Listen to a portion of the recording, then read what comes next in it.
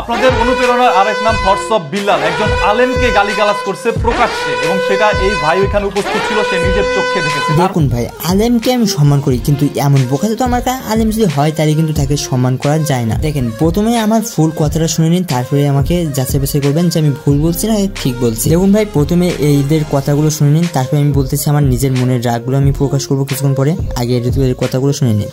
আলেমকে গালিগালাজ করছে প্রকাশ্যে এবং সেটা এই ভাই ওইখানে উপস্থিত ছিল, সে নিজের চোখে দেখেছে। তার মুখ থেকে একটু শোনেন একজন আলেমকে কিভাবে গালিগালাজ করলো এবং তার মোবাইল থেকে সকল ভিডিওগুলো ডিলিট করে দিল।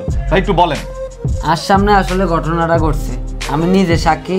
এইভাবে বিল্লালে যে ব্যবহারটা দেখাইছে, বিল্লালের সামনে দুইটা মোবাইল ধরার কারণে বিল্লালে মানে দোনোটা মোবাইল টান দিই, ভিডিও ডিলিট করি, তারপরে খুব খারাপ ভাষায় গালি মন্দ দিই, তারপরে তাকে বাড়িতে দাঁড়াই দিছে।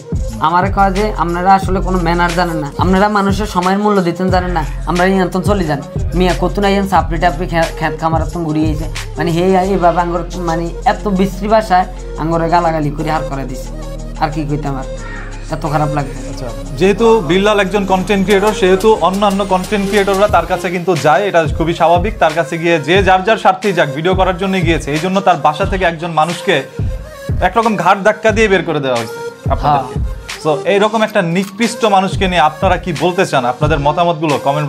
দেখুন, আমি বেশি খারাপ কোনো ভাষা ইউজ করবো না এখানে, খুব সুন্দরভাবে সাধারণভাবে মাথা ঠান্ডা করে কিছু কথা বলি, সেগুলো শুনুন। প্রথমত আলেমটা গিয়েছে রাত 12টার সময় কি 11টার সময় গিয়েছে মনে হয়, যেটা আমি ভিডিওতে দেখছিলাম, লাইভে দেখছিলাম। তো লাইভটা আমি নেক্সটে কভার করবো, আপনাদেরকে নেক্সট ভিডিওতে আমি লাইভটা শোনাবো এবং ফুল ভিডিওটার ডিটেল সহকারে আপনাদেরকে দেখাবো। তো প্রথমে এই ভিডিওটার কিছু কথা বলে দিই আমি। আলেমটা মূলত প্রথম যে অপরাধটা করছে সেটা হলো সে কিন্তু গেছে অনেক রাত্রিরে। হ্যাঁ ভাই, তুমি ভিডিও বানাতে যাবা সব ঠিক আছে, কিন্তু রাত্রিরে তুমি যদি যাও কারো বাড়িতে সেটা কেমন হয়? তুমি দিনের বেলা যেতে পারতে, আচ্ছা ঠিক আছে তুমি রাত্রি গেছো, সমস্যা নেই। তুমি রাত্রিরে গিয়ে তুমি আবার তার বাড়িতে তার সঙ্গে থাকার জন্য বলতে, তোমাকে কি করবে? সে অপমান করবে না, কি করবে? এখন ভাই আমি যেগুলো বলছি সেগুলো কিন্তু প্রমাণ আছে, সম্পূর্ণ প্রমাণ সহকারে আমি ভিডিওটা নেক্সটে দেবো। মানে ফুল ভিডিওটা আমার কাছে এখন খুঁজতে গেলে সময় লাগবে, যেহেতু সময় আমার হাতে নেই, এই জন্য শর্টকাটে একটি ভিডিও বানিয়ে দিলাম, তোমরা দেখো। আর নেক্সট আমি ফুল ভিডিওটা খুঁজে আপনাদের জন্য ভিডিও একটি বানিয়ে দেবো, ডিটেল সহকারে একটি ভিডিও বানিয়ে দেবো। সেখানে আমার যেমন ধরছে বিল্লাল ভাইয়ের কোনো দোষ ছিল না, দোষ পুরাই ছিল সেই লোকটা, যে লোকটা ওই রাত্রিরে গিয়েছিল।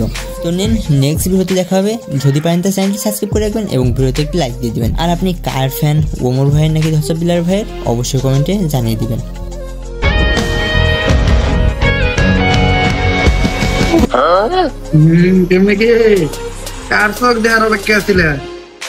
আমার কেউ নাই ভাই, আমি সিঙ্গেল।